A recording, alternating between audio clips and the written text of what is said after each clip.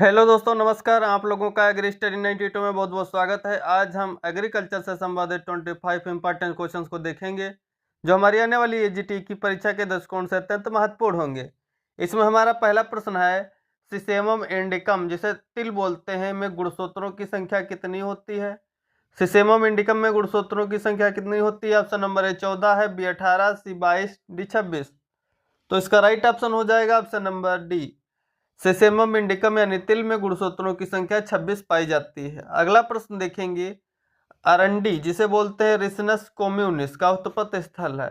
अरंडी का उत्पत्ति स्थल कहाँ है? ऑप्शन नंबर ए है भारत, बी है उष्ण अफ्रीका, सी उष्ण अमेरिका, डी है उष्ण एशिया। तो इसका राइट ऑप्शन हो जाएगा ऑप्शन नंबर बी। जो अरंडी होता है रिसिनस कम्युनिस, इसका उत्पत्ति स्थान उष्ण अफ्रीका है। अगला प्रश्न देखेंगे, अरंडी जिसे बोलते हैं केस्टर की उचित बीज दर किलोग्राम प्रति हेक्टेयर क्या है? 12 से 15 केजी प्रति हेक्टेयर, बी है 18 से 20, सी है 20 से 25 केजी, डी है 25 से 30 केजी प्रति हेक्टेयर। तो इसका राइट ऑप्शन हो जाएगा ऑप्शन नंबर ए। अरंडी जिसे बोलते हैं केस्टर की उचित बीज दर जो है 12 से 15 केजी प्रति हेक्टेयर मानी जाती है। अगला प्रश्न है, अलसी लिंसिड में प्रोटीन की मात्रा होती है। अलसी में प्रोटीन की कितनी मात्रा होती है?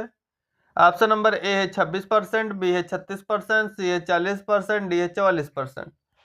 तो इसका राइट ऑप्शन हो जाएगा ऑप्शन नंबर बी। अलसी में प्रोटीन की मात्रा 36% पाई जाती है।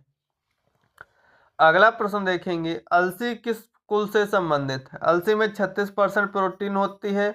ये किस फैमिली से है? लिलिएसी से है, लाइनेसी, टिलिएसी, पैडालिएसी।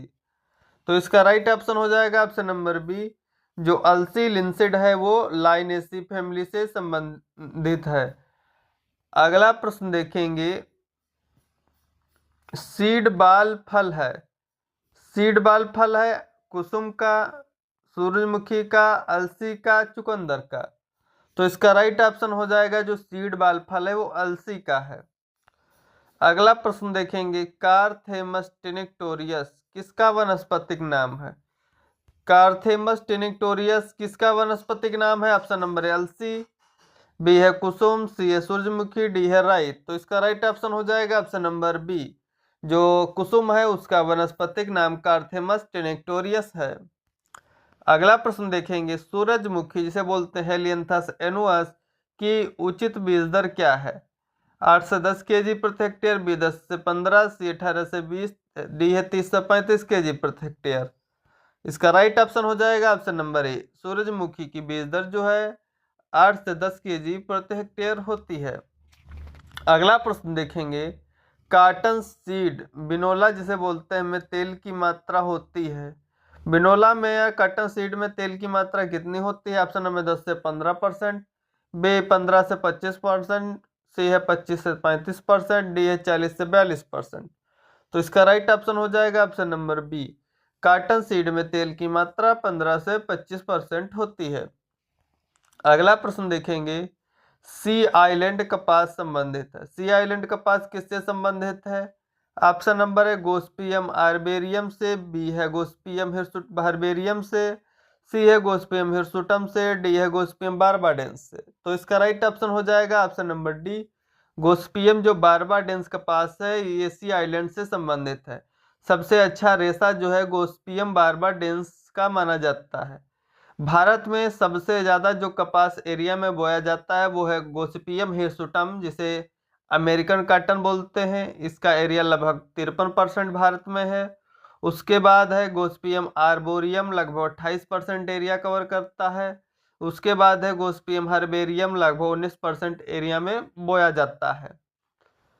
अगला प्रश्न देखेंगे, कपास की अंतर जाति यानी इंटर स्पेसिफिक किस्म वारा लक्ष्मी का विकास कहाँ पर किया गया? कपास की जो फर्स्ट इंटर स्पेसिफिक वैरायटी है वारा लक्ष्मी, इसका विकास 1976 में कहाँ किया गया? उदयपुर में, बी नागपुर, सी धारवाड़, डी सूरत। तो इसका राइट ऑप्शन हो जाएगा ऑप्शन नंबर सी। वारा लक्ष्मी जो वैरायटी है उसका विकास 1976 में धारवाड़ में किया गया। अगला प्रश्न देखेंगे, कोरकोरस कैप्सुलेरिस जिसे बोलते हैं सफेद जूट का उत्पत्ति स्थल है। सफेद जूट का उत्पत्ति स्थल क्या है? Option number Africa, B Indo Burma क्षेत्र, सी चीन, डी यूएसए। इसका राइट ऑप्शन हो जाएगा option number B, Indo Burma क्षेत्र जो है कोरकोरस कैप्सुलेरिस यानी सफेद जूट का उत्पत्ति स्थल है। अगला प्रश्न देखेंगे, कपास की एक बेल का वजन कितना होता है? 160 केजी, बी 170, सी 180, डी 178 केजी। तो इसका राइट ऑप्शन हो जाएगा ऑप्शन नंबर बी, कपास की एक बेल का जो वजन होता है 178 केजी होता है। ऑप्शन नंबर 20 का सही हो जाएगा। अगला प्रश्न देखेंगे, कैप्सुलेरिस प्रकार यानी सफेद जूट जो है की बुआई कब की जाती है? सफेद जूट की बुआई कब की जाती है? उपयुक्त समय क्या है? Option number A March April, B April मई, सी जुलाई अगस्त, डी नवंबर दिसंबर। तो इसका राइट ऑप्शन हो जाएगा ऑप्शन नंबर ए, मार्च अप्रैल में सफेद जूट की बुआई की जाती है। इसका उत्पत्ति स्थान इंडो बर्मा क्षेत्र है। अगला प्रश्न है, रेशे के लिए जूट की कटाई की अनुकूल अवस्था है। रेशे के लिए जूट की कटाई हमें कब करनी चाहिए? 1 महीने की फसल हो तब, बी फूल आने समय, बी छोटी फली आने पर, डी फली पकने पर। तो इसका राइट ऑप्शन हो जाएगा ऑप्शन नंबर सी, जब जूट में छोटी फली आने लगे उस समय जूट की कटाई कर लेनी चाहिए, अच्छा समय माना जाता है। अगला प्रश्न देखेंगे, जूट की रेटिंग के लिए उपयुक्त तापक्रम है। जूट की रेटिंग के लिए उपयुक्त तापमान क्या है? Option number 14 degree Celsius, B 26 degree Celsius, C 28 degree Celsius, D 34 degree Celsius. तो इसका राइट ऑप्शन हो जाएगा ऑप्शन नंबर डी, जूट की रेटिंग के लिए उपयुक्त तापमान जो है 64 डिग्री सेल्सियस अच्छा माना जाता है। अगला प्रश्न देखेंगे, सन हेम्प यानी कि सनहेम्प की सनई की रेटिंग के लिए उपयुक्त तापमान क्या है? ऑप्शन नंबर ए 14 से 21 डिग्री सेल्सियस, बी 21 से 27, सी 30 से 34, डी 30 से 35। तो इसका राइट ऑप्शन हो जाएगा ऑप्शन नंबर बी, सनई की रेटिंग के लिए उपयुक्त तापमान जो होता है 21 से 27 डिग्री सेल्सियस अच्छा माना जाता है। अगला प्रश्न देखेंगे, सन 1904 में बरसीम किस देश से भारत लाई गई? ऑप्शन नंबर ए दक्षिण अफ्रीका, बी आर्मेनिया, सी मिस्र, डी ब्रिटेन। तो इसका राइट ऑप्शन हो जाएगा ऑप्शन नंबर सी, मिस्र से जो है बरसीम लाई गई थी 1904 में। अगला प्रश्न देखेंगे, बरसीम के बीजों को उपचारित करते हैं। बरसीम के बीजों को किससे उपचारित करते हैं? ऑप्शन नंबर ए राइजोबियम मेलिलोटाई से, बी राइजोबियम ट्राइफोलियम, सी राइजोबियम लुपिनाई, डी राइजोबियम जपोनिकम। तो इसका राइट ऑप्शन हो जाएगा ऑप्शन नंबर बी, बरसीम के बीजों का उपचार जो है राइजोबियम ट्राइफोलाई से करते हैं। अगला प्रश्न है, बरसीम के अनुकूल उत्पादन हेतु बीज दर किलोग्राम प्रति हेक्टेयर प्रयोग में लानी चाहिए। बरसीम के अनुकूल बीज उत्पादन हेतु बीज दर क्या होनी चाहिए प्रति हेक्टेयर? ऑप्शन नंबर है 15 से 20, बी है 20 से 25, सी है 25 से 30, डी है 30 से 40 केजी प्रति हेक्टेयर।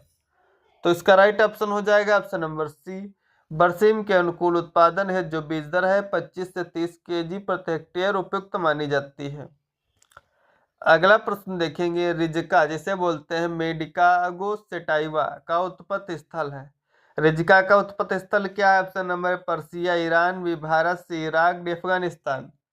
इसका राइट ऑप्शन हो जाएगा option number A, Persia Iran जो है रिज्का मेडिका सेटाइगो का उपतत स्थान है, ओरिजिन प्लेस है। अगला प्रश्न देखेंगे, रैम्बलर है, एनडीआरआई है, सिलेक्शन नंबर 1 एवं मूपा किसमें है? रैम्बलर, एनडीआरआई, सिलेक्शन नंबर 1 एवं मूपा किसकी वैरायटी है? ऑप्शन नंबर जई, बी बरसीम, सी रिज्का, डी ग्वार। तो इसका राइट ऑप्शन हो जाएगा option number C, Rambler, NDRI, selection number 1 एवं मूपा जो है रिज्का की किस्में हैं।